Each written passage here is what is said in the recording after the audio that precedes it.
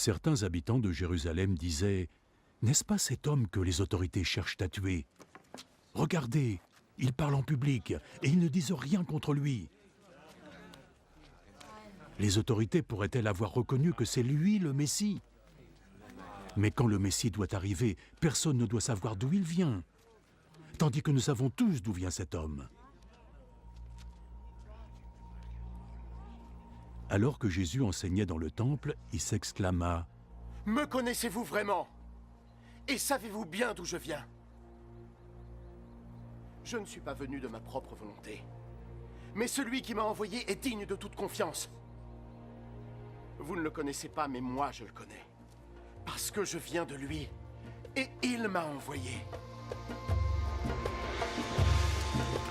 Ils tentèrent alors de s'emparer de lui.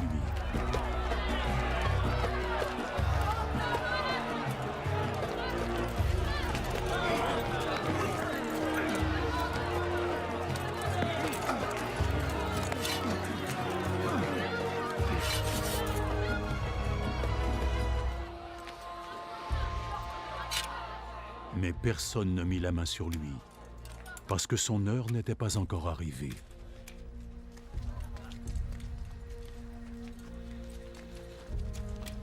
Cependant, dans la foule, beaucoup crurent en lui. Quand le Messie viendra, accomplira-t-il plus de miracles que cet homme n'en a fait? Les pharisiens entendirent ce que les gens chuchotaient au sujet de Jésus. Alors, les chefs des prêtres et les pharisiens envoyèrent des gardes pour l'arrêter.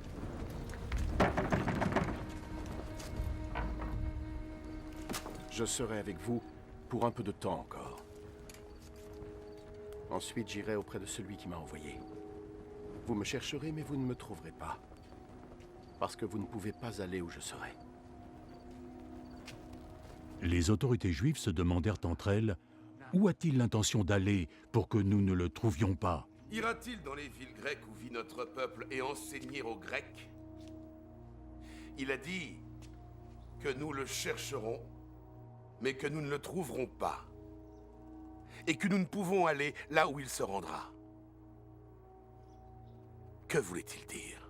Le dernier jour de la fête était le plus important, et Jésus, debout, parla d'une voix forte.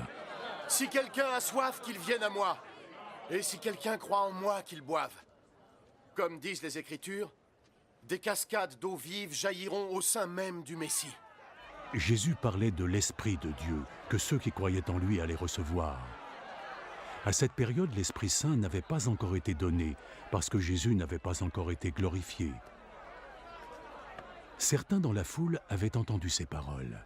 « Cet homme est vraiment le prophète! C'est le Messie! Le Messie ne peut pas venir de Galilée! L'Écriture dit que le Messie sera aussi un descendant du roi David et qu'il naîtra à Bethléem, le village où David a vécu. » La foule se divisa à cause de Jésus. Certains voulaient qu'on l'arrête, mais personne ne mit la main sur lui. Quand les gardes rentrèrent, les chefs des prêtres et les pharisiens leur demandèrent « Vous ne l'avez pas arrêté? Jamais personne n'a parlé comme cet homme le fait. Alors il vous a trompé, vous aussi. Avez-vous eu connaissance d'un membre des autorités ou d'un pharisien qui croit en lui? Cette foule ne connaît pas la loi de Moïse.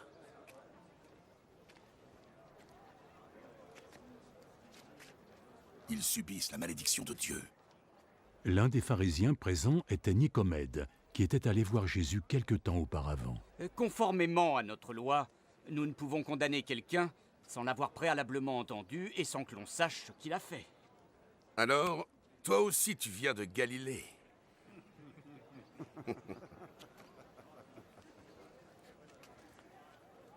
Relis donc les Écritures. Tu apprendras qu'aucun prophète n'est venu de Galilée.